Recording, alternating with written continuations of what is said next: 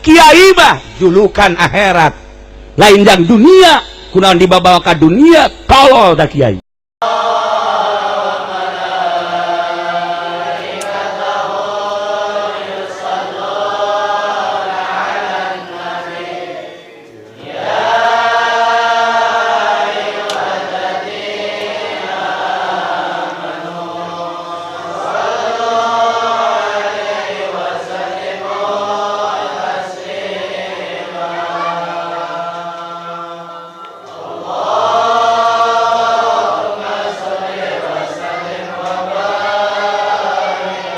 Orang kiai geus datang ke mana sandangan kiai isin di kiai-kiai di dunia di akhirat ternyata orang bajingan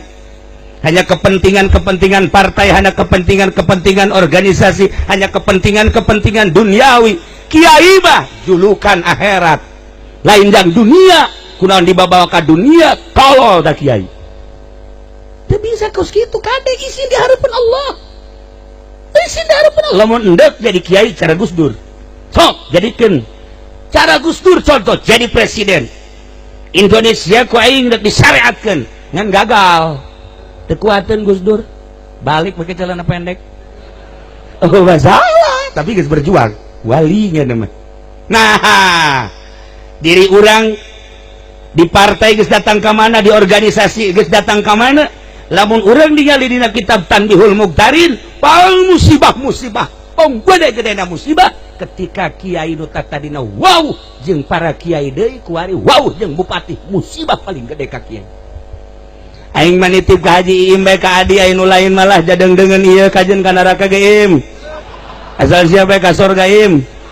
Kajeun dengeun mah musibah panggedena kiai nu tadina wow ka kiai wow jeung ahli Allah kuari wauhna bupati diwauhan karena pamerena lain berjuang. Gubernur wauh diwauhan karena pamerena duniawina, presiden diwauhan teh karena hayang pamerena, kapolres diwauhan hayang pamerena, TNI diwauhan hayang pamerena. Musibah panggedena bagi kiai kos itu mun teu percaya paeh ge ratira silaka kiai mah jeung kiai bae waktu negara acak-acakan sia asup ke negara acak-acakan dia tuh komo lamun teu masalah tapi geus datang ka mana ka beneran berjuang sia. Ayo coba kiai. Mantap kula dibujuk titah ieu ti teu. Aya nu mere kamari mah duit sakitu dihitung gede leutik. Namun leutik mau aing mah. Ji ditangtangan kula mah bupati deuk mere ka kula pat. Berapa bupati mau ngasih saya? Cenah teh aya 200 juta harta aing leuwih tibatan 200 juta. Jeung bupati jeung aing sugihan aing digos ku kula ieu pokon kitu cenah ge atuh mah sugih mah teu kudu dibere aing mah jah sugih mah aing mah mobil lain hiji aing mah imas sakitu agrengna bila perlu sia disumbang ku aing bupati tak kudu bisa kitu Im jadi kiai mah ulah yang disumbang malah nyumbang. Ayo besi jalan kurang bagus bejakeun ka camat sumbang ulah kudu camat menyumbang besi susah camat yang naon duit jadi bawa ke akhirat henteu mending bangunkeun ka jalan maksudna kunaon eta Pak Bupati ieu masyarakat geus mengemis kami cenah ieu blok deui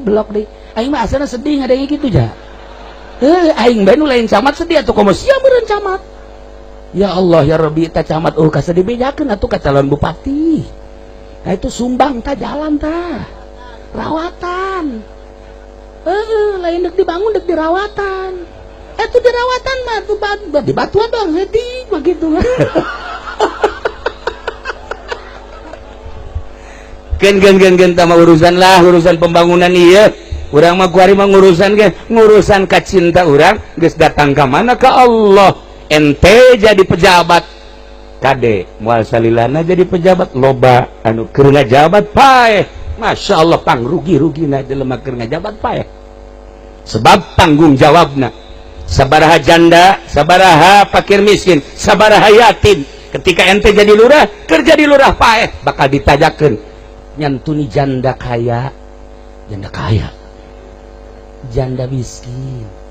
alhamdulillah tak lurah tanyakeun ge sabaraha janda nu diberean nu mana sia mere tuh nu di pojok nu imahna eta teh sama janda ngora jahe eta teh kudu di beja ada tuh kos kitu mah ya si ge osok mere nah gitulah para jamaah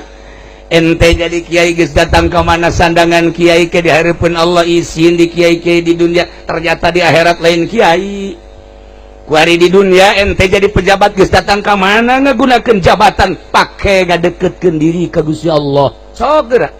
jabatan makeun bae teh urusan dunia urusan diri urang nu bakal tanggung jawab timbang amal ngajembat di jembatan Shiratal Mustaqim teu saha kiai ustad santri pejabat nu kaya nu miskin wabeh tama bakal jasa mantap ngaji geura-geura kade ente jadi naon abdi mah cenah di partai geus datang ka mana mawa partai pernah ikhlas henteu kiai di partai lillahi taala Allahu akbar